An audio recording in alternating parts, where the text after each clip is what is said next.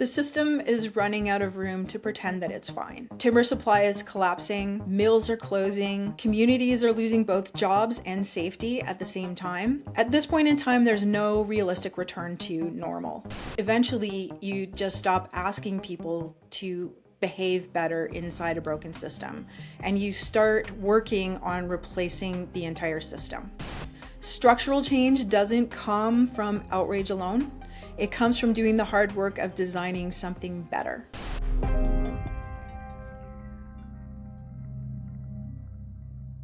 Hey everybody, welcome to the Cut Block. I'm Dan Pierce, and today on the show we have Jennifer Houghton, who is the co-founder of the Boundary Forest Watershed Stewardship Society, which was founded in the aftermath of the 2018 Grand Forks flood. Jennifer was directly affected by that flood.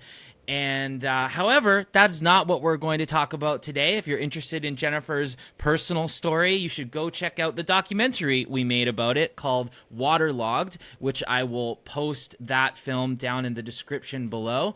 What we're here to talk about today is the work that Jennifer is doing now. She is the lead campaigner for the New Forest Act. And that experience that she had really activated her into the powerhouse that she is today, calling for transformational change in the BC forest sector and new legislation, a new Forest Act in BC. So, Jennifer, welcome to the Cut Block. Thank you so much, Dan. I really appreciate chatting with you today about the new Forest Act proposal. Cool. So you've spent years working on this new Forest Act. Why did you decide that new legislation was the lever that we needed to pull? Well, after a while, you realize that good intentions don't change outcomes if the rules stay the same. So I watched communities, scientists, and local groups trying everything, voluntary reforms, pilot projects, best practice guidelines, the government putting out review after review and various recommendations, and none of it stuck. And it's not because people don't care, it's because the system itself won't allow it. We actually had a workable watershed solution in the Kettle River, but we couldn't apply it because existing forestry legislation blocked it. And that was the moment that it really clicked for me. So if the law is written to prioritize timber flow above everything else, then no amount of goodwill can override that. Eventually, you just stop asking people to behave better inside a broken system. You stop saying, could you pretty please do better practices on the ground? And you start working on replacing the entire system. And before we get into the new Forest Act, could you tell us a little bit about the current legislation that we have, its limitations, and just the ways in which it was inherently designed for the benefit of the industry? The current forestry system in BC is built around a tenure model that gives private companies long-term control over large areas of public forest. And some areas it's private forest too under the Private Managed Forest Lands Act. And those companies operate under legislation, including those on private land. They operate under legislation like the Forest Act and the Forest and Range Practices Act, which are primarily designed to ensure a steady flow of timber. That's the core objective of the legislation and of the system itself as well. And the system calculates something called the allowable annual cut, the AAC, which is essentially how much wood can be harvested each year. So everything else, wildlife, water, soil, community impact, that has to fit around a timber target. Companies prepare their own operational plans. Government relies largely on professional sign-off rather than direct oversight. And once the timber is harvested, it moves through a market structure that tends to favor large tenure holders and export orientation and production. And so structurally, it's a volume-driven system. It was built in an era when the assumption was that forests were vast, they were resilient, they were never-ending, and they used to be primarily an economic engine. And that was the view that was taken of forests in those days too, that they were there to be extracted and to make money off of. The problem is that the ecological and economic realities have changed, but the legislation hasn't fundamentally shifted with them. And that's why we're seeing landscape degradation, declining timber supply, mill closures, and rising disaster costs at the same time. The system was designed for extraction efficiency, not long-term ecosystem function or community stability.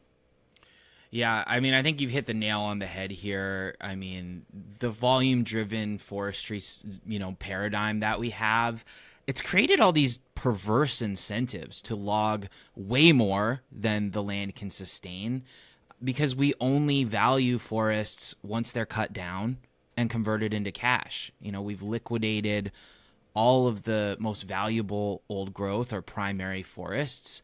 There's this law of diminishing returns as we now scrape the bottom of the barrel, building ever more costly and elaborate road networks into remote valleys and heli-logging the tops of mountains. And corporations get to run away with the profits. They see better than anyone that we've now depleted the timber supply. So they are investing those massive profits made in BC in other countries and other regions. And meanwhile, we're left with all the costs with these massive clear cuts leading to increased floods and landslides and droughts. I mean, it's a total mess out there. But I suppose that one of the things that people might be a little intimidated by or wary of when they hear about new forestry legislation, they might get a little scared that this means stopping all logging, right? And so for people who live in rural communities that depend on forestry, can you explain what the new Forest Act actually changes? The new Forest Act doesn't end logging.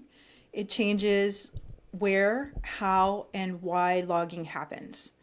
It replaces the one-size-fits-all industrial model with a protect, restore, harvest framework, PRH. So primary forests are protected.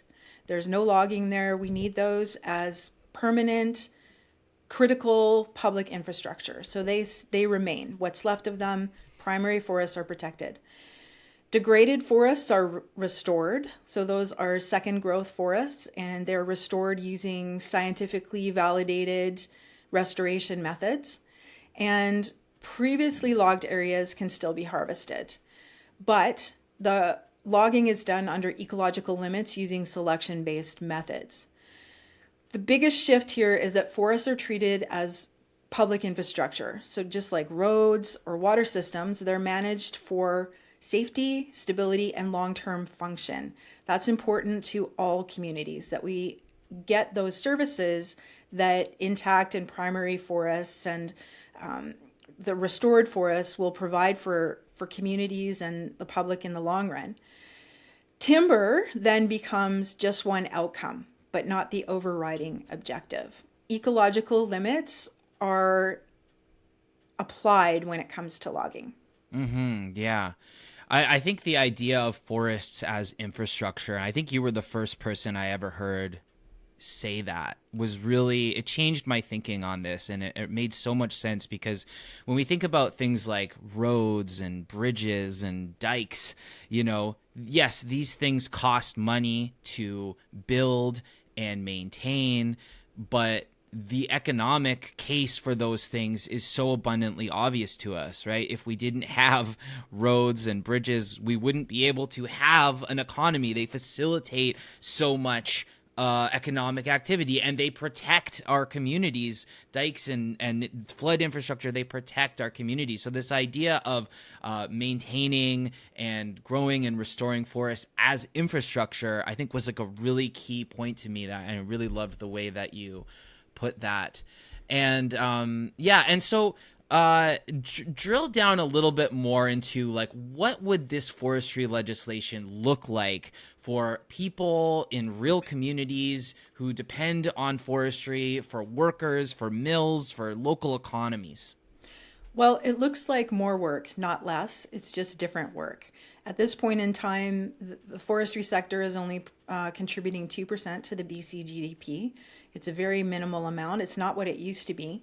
So for the new Forest Act framework, what we end up with is selection forestry, which produces, and the type of forestry that we're talking about produces 2 times more jobs than the industrial type forestry produces. We're talking about lots of jobs in restoration. And so that on the ground, what that would look like would be people with machinery and equipment would be put to use, restoring hydrological function. So, for example, in our watershed, in the Kettle River watershed, Stan and Wayne are retired loggers that you know that have been featured in Trouble in the Headwaters. They took me on a really extensive tour of our watershed, and they pointed out the problems that have been created to hydrology, to the flow of water, because of logging roads and the way that work wasn't done properly or it's being neglected. So we found a lot of crushed culverts. We found culverts that weren't big enough to manage the water flow. We found ditches that were filled with logging debris. So all that sort of thing. There's plenty of work for operators who have equipment.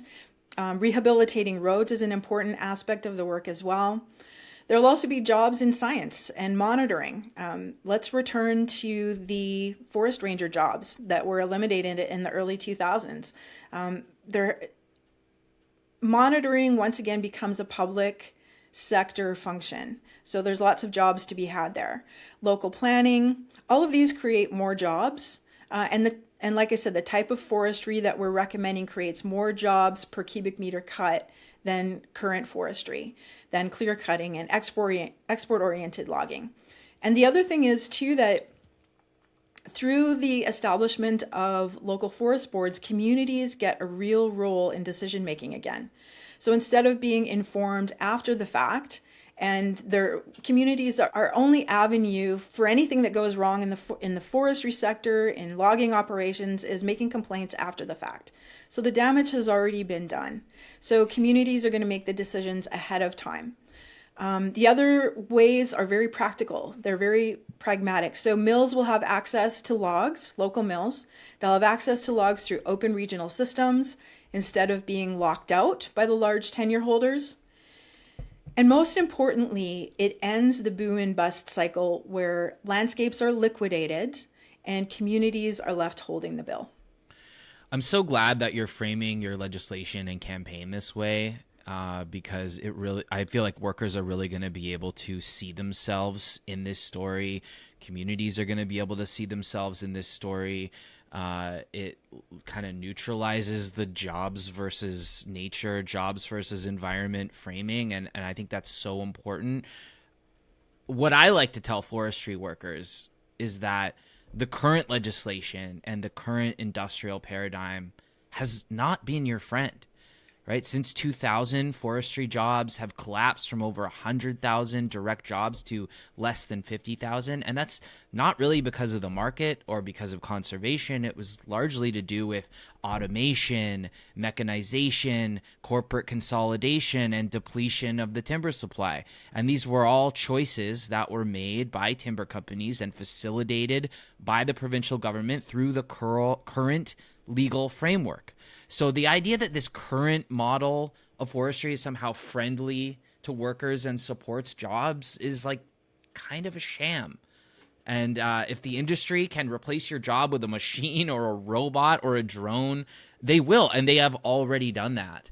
And I feel like everything that you're pushing for now has like kind of been in the ether for decades. You know, like I remember reading books by Ben Parfit and Herb Hammond, and like we've known for a long time that the current model of volume-driven corporate logging is inherently flawed.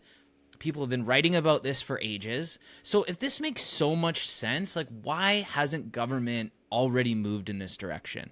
Well, the forestry laws are written for a very different era, and they were largely written by industry for industry. So Some people watching today, and Daniel, you may be familiar with an article that Anthony Britniff put out a few years ago. So Anthony had a decades-long career with the Ministry of Forests, and he said in the early 2000s he was astonished. He was sitting in his office in the ministry in Victoria, and down the hall from him, industry lawyers were rewriting the forestry legislation.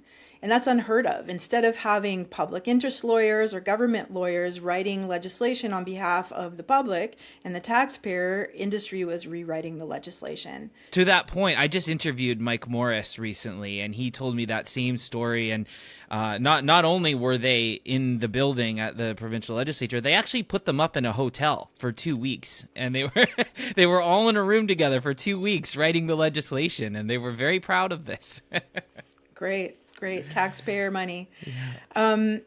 Right. And so governments tend to avoid structural reform because it carries political risk, even when the long-term costs of inaction are higher. So instead they tweak around the edges, and that's what just happened. The government established the Provincial Forest Advisory Council, which put out a report, a review, and the review did point out that there are major structural problems with forestry in BC, but there's nothing in that report. Even if they do everything recommended in that report, it's not going to change outcomes and results on the ground. And it's not going to move things towards a stewardship model where we steward the forest because they are public infrastructure. So all of this tweaking around the edges is politically safe. The government can say, we're doing something, we're working on this, we know there's a problem, but it doesn't actually change the rules. And that's what has to happen. The real costs, the floods, the fires, the infrastructure damage, all of those things are connected and amplified and magnified by the massive loss of forest cover in British Columbia, as well as the lost jobs. Those don't show up on forestry balance sheets. The Ministry of Forest doesn't see that on their balance sheet. Those come out in other areas in government balance sheets. They show up later in emergency budgets and disaster recovery. So until it becomes more politically risky and economically risky to stay with the current system than to change the system, things will remain as is, and government is not going to make these changes. And also, as long as all the costs stay hidden, there's very little incentive to change the rules. So we're seeing a collapse of the forestry sector in British Columbia right now, and people in government realize that. There's an election coming up, hopefully in October of 2028, so we're 2.5 years down the road from that. And it's possible that 18 months out from an election, the current government, the BC NDP, might decide we have to do something that actually changes, looks like we're making changes, and the outcomes are going to be different. So it's all about political risk. It's all about economic risk. And until the current system becomes so unstable and so risky economically and politically, we're probably not going to see governments do anything. And that's kind of a depressing thought. But what we need to do is continue to present an alternative to them so that when that realization eventually dawns on them and they have no other political choice, the replacement system is available, it's ready. And it looks like it's something that's easy for bureaucrats to, or straightforward for bureaucrats to implement, or safe politically for bureaucrats to implement. And that's what we're doing with the New Forest Act project.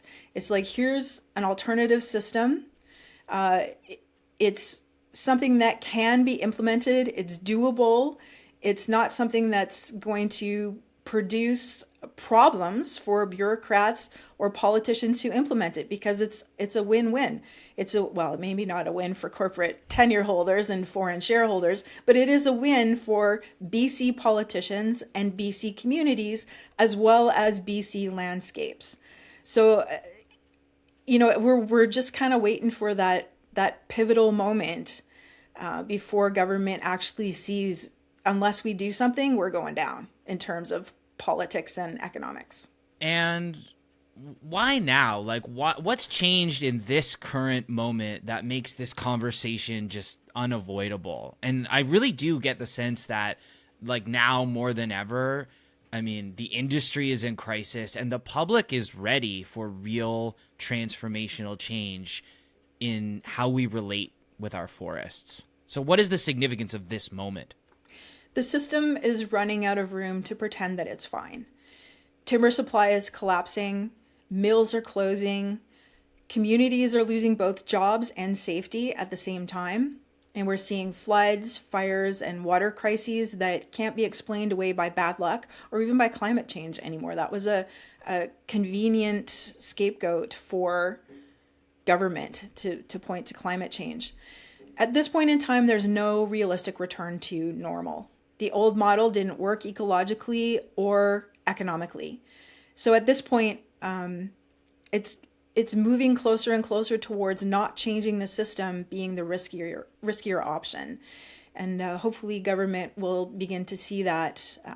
And as more people, as the conversation across BC becomes about system change and system replacement rather than tweaking around the edges, that's going to move this in that direction. So at the same time that I think there are a lot of currents at play that are, tailwinds that are pushing in the right direction, I feel like there are headwinds that we're up against as well. Industry is very much pushing their own agenda, using the timber supply crisis and the mill closures and the wildfire crisis to tell their own story, right? And to lobby aggressively to try and access areas of forest that were previously protected, like old growth management areas and parks and protected areas, to do more status quo industrial logging, to kick the can down the road just a little bit farther. And they really do seem to have the ear of the Minister of Forests, Ravi Parmar. There seems to be very little political will on the part of this current provincial government or interest in implementing any of the promises that they'd previously made, like the Old Growth Strategic Review and the biodiversity framework that the BC NDP proposed, or doing any sort of conservation. Most of the energy, it seems to be on the industry's side, and Minister Parmar, who's really new to all this, he kind of seems to be lapping it up. So, like, what are we up against in terms of just, like, the political currents that we're in right now? Well, it is an entrenched system.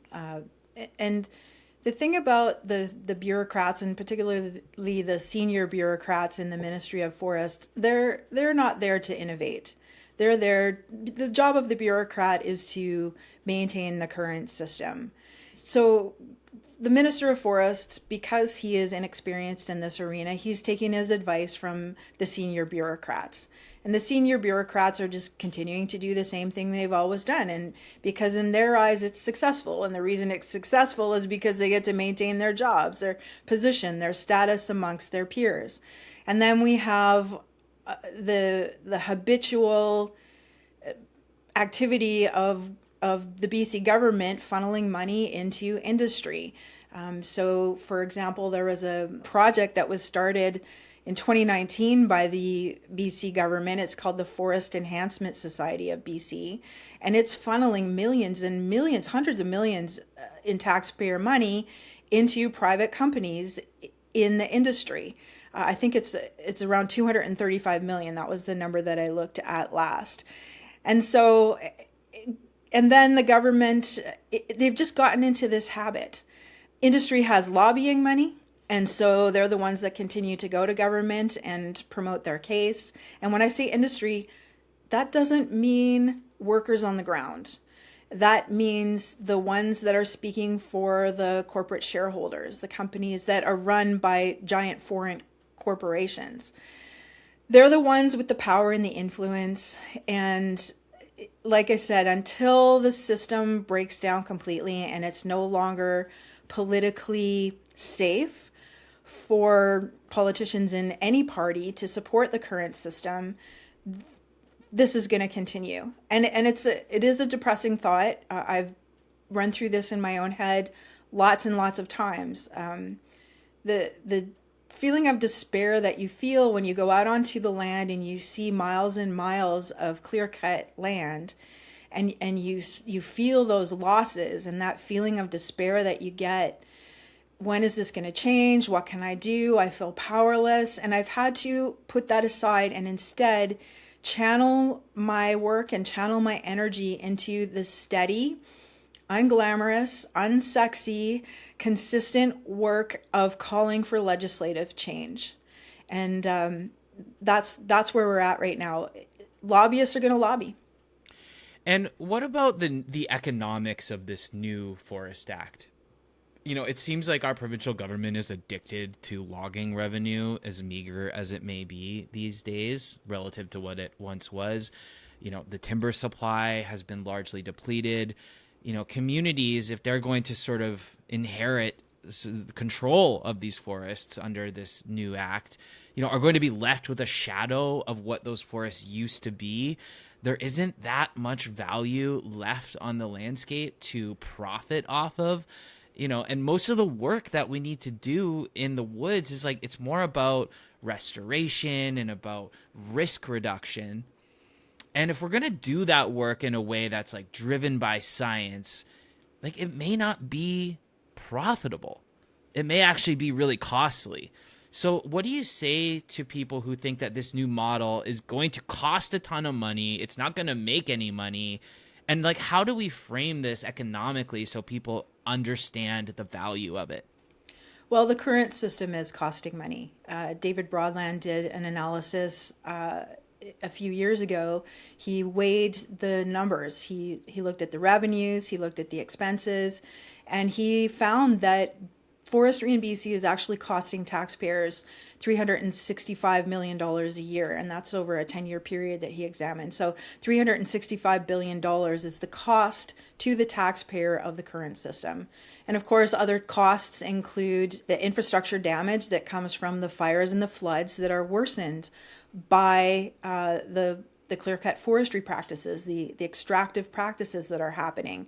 So we're talking about, examples are $720 million in insured damages from the fires in 2023. And if we go back to 2021 with the heat dome, the floods, and the fires that happened in that year, that triple whammy, we're looking at estimates of $10 billion in costs to repair infrastructure, lost jobs, all those sorts of things. So the current system is what's costing taxpayers in many ways. And if I may just also add, like, for people who don't understand the connection between those disasters and the logging on the landscape, there was a study that was done by a geohazards expert, a geoscientist from BGC Engineering, who looked at all the landslides that happened in the 2021 atmospheric river and determined that 50% of them originated from logging roads and logging operations. And of course, the research of Dr. Eunice Alila has shown unequivocally increased the frequency and the magnitude of flooding and very likely contributed to the risk and the magnitude of those disasters. So yeah, the costs that you're talking about there of floods, and then of course wildfires, you know, there's a lot of science coming out showing that clear-cut logging and fire suppression and replanting these dense plantations of mostly conifers dramatically increases the risk of wildfires. So yeah, our logging operations and what we've done, how we've managed our forests has contributed to the risk and the intensity of these disasters. And that's an important conversation that more and more people start seeing the quantifiable costs of this system. And so when people ask, where's the money going to come from for restoration? Well, the money that's currently paying for the damage that's being done is going to be redirected to restoration and restoring the infrastructure. And that's part of what government services is currently. Taxpayers pay for infrastructure. Not to mention that, you know, all of those subsidies that I mentioned before that are going to BC forestry companies, but Prime Minister Mark Carney just announced recently 1.2 billion in federal tax money going to the forest industry across Canada. So if this was an industry that was sustaining itself, why does it need billions of dollars all across the country? So instead of supporting a collapsing system, the money will go to maintain the system so that everyone is benefiting and we have infrastructure for the future. Absolutely. And just to land the plane here, for people who are watching this who feel stuck, who want to get involved, who don't know what to do, what is the most useful thing that people can do right now? First, understand what's actually being proposed. Read the new Forest Act. It's a systems solution. It's not a protest slogan. Second, talk to elected representatives about the legislation, about changing the rules, not just about stopping individual cut blocks. And finally, support independent policy work. Structural change doesn't come from outrage alone. It comes from doing the hard work of designing something better. Jennifer Houghton, thank you so much for joining me on the Cut Block today. It's been a great conversation. I'd love to have you back in the future. I'm sure you'll be a recurring guest. And thank you for all the great work you're doing. All right. Thank you so much, Daniel, and thank you for your work as well. And for everyone who is interested in learning more about the new Forest Act, where can they find information? Our website is www.boundaryforest.org. And I'll post that in the description below. Jennifer, thank you again. Have a great day.